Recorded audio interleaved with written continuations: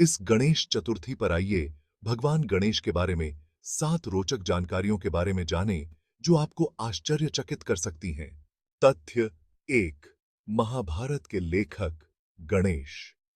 महाकाव्य महाभारत का वर्णन महर्षि व्यास ने किया था, जिसमें भगवान गणेश लेखक के रूप में काम कर रहे थे। गणेश इस शर्त पर लिखने के लिए सहमत हुए कि व्यास रुकेंगे नहीं, जबकि व्यास ने जोर देकर कहा कि गणेश को सब कुछ समझने के बाद ही लिखना चाहिए। जब गणेश की कलम टूट गई, तो उन्होंने अपने दांत का इस्तेमाल स्मारकीय ग्रंथ लिखने के लिए किया। तथ्य 2। गणेश और तुलसी। जब भगवान गणेश गंगा नदी के किनारे ध्यान कर रहे थे, तब तुलसी देवी उनके पास आईं और उनसे विवाह का प्रस्ताव रखा। गणेश ने यह कहते हुए मना कर दिया कि वे कभी विवाह नहीं करेंगे, जिससे तुलसी क्रोधित हो गईं। उन्होंने उन्हें 2 बार विवाह करने का श्राप दिया, जबकि गणेश ने उन्हें एक राक्षस से विवाह करने और हमेशा एक पौधे के रूप में रहने का श्राप दिया। तथ्य 3।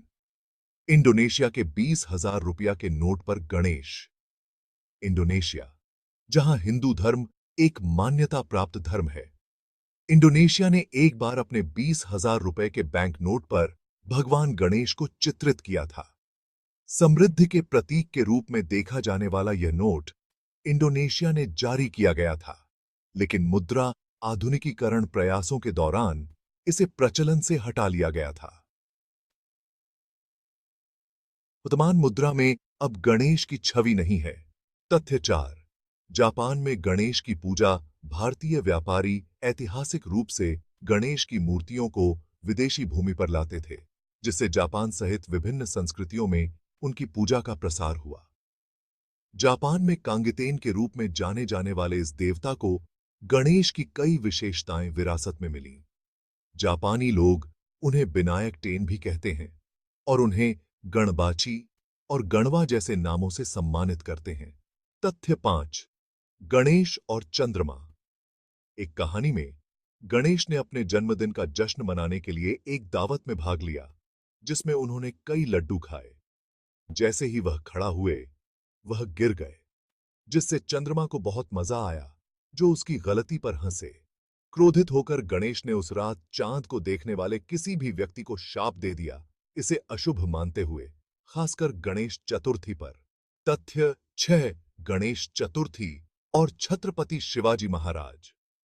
गणेश चतुर्थी की ऐतिहासिक जड़ें छत्रपति शिवाजी महाराज के शासनकाल से जुड़ी हैं, जिन्होंने मुगलों के खिलाफ एकता को प्रेरित करने के लिए त्योहार को पुनर्जीवित किया था। मराठा साम्राज्य ने गणेश चतुर्थी को बड़े उत्साह के साथ मनाया और बाद में पेशवा वंश ने इस परंपरा को आगे बढ़ाया। तथ्य 7।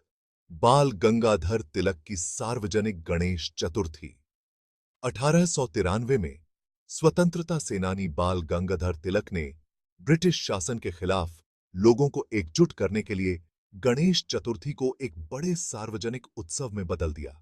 चूंकि धार्मिक समारोहों की अनुमति थी, इसलिए तिलक ने भव्य गणपति मूर्तियों और जुलूसों के साथ बड़े सार्वजनिक समारोहों को प्रोत्साहित किया, जिससे स्वतंत्रता आंदोलन में देशभक्ति और भगवान गणेश के प्रति भक्ति की भावना भर गई। इस तरह की रोचक जानकारी के लिए कृपया हमारे चैनल को सपोर्ट करें और हमारे चैनल को सब्सक्राइब करें।